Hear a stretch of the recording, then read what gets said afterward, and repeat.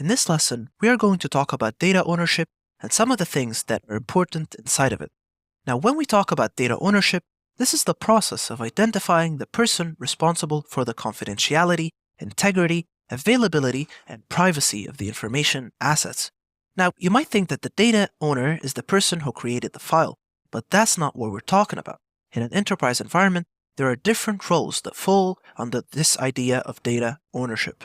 These include things like the data owner themselves, the data controller, the data processor, the data custodian, the data steward, and the data privacy officer. Let's take a look at each of these. First, we have our data owner. This is going to be a senior executive role, and they have the ultimate responsibility for maintaining the confidentiality, integrity, and availability of the information asset. So, what is the real role here as the data owner? It's not the person who created the file. It's the senior executive.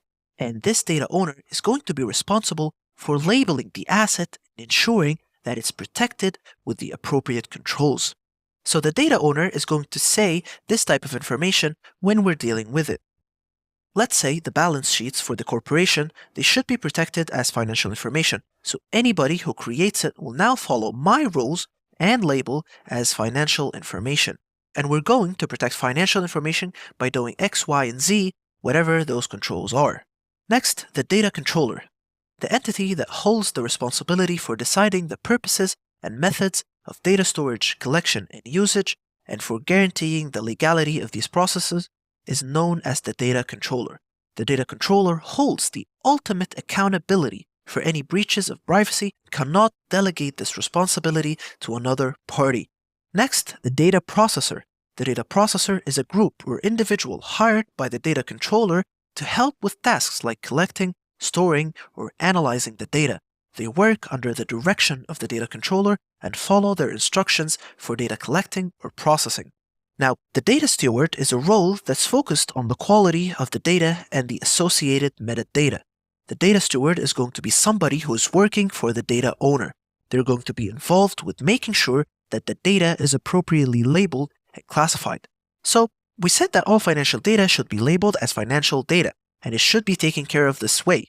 That's going to be the role of the data steward to make sure that actually happens. Now, as we go down further, we get to our data custodian.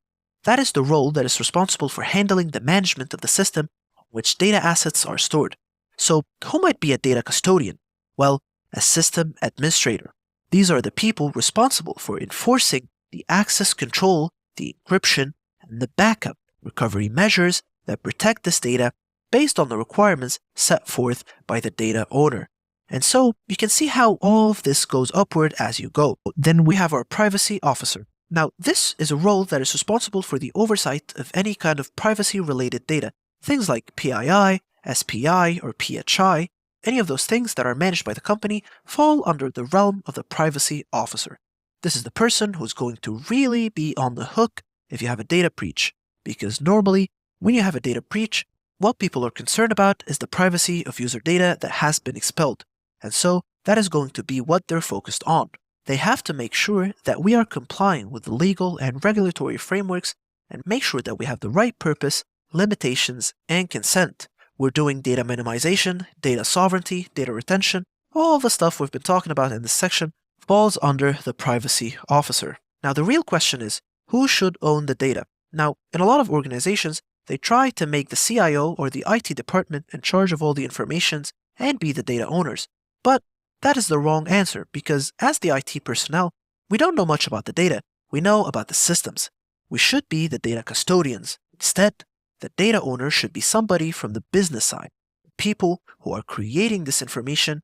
Each data owner can actually be specified inside their own department.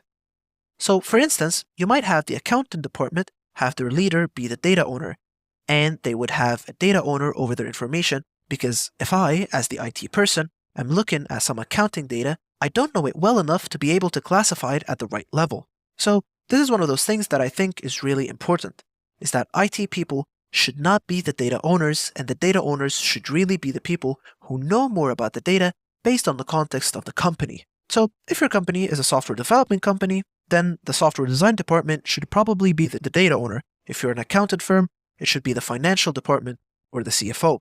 Somebody who knows about the data, who can make the right decisions as far as labeling and classification. That is who your data owner should be.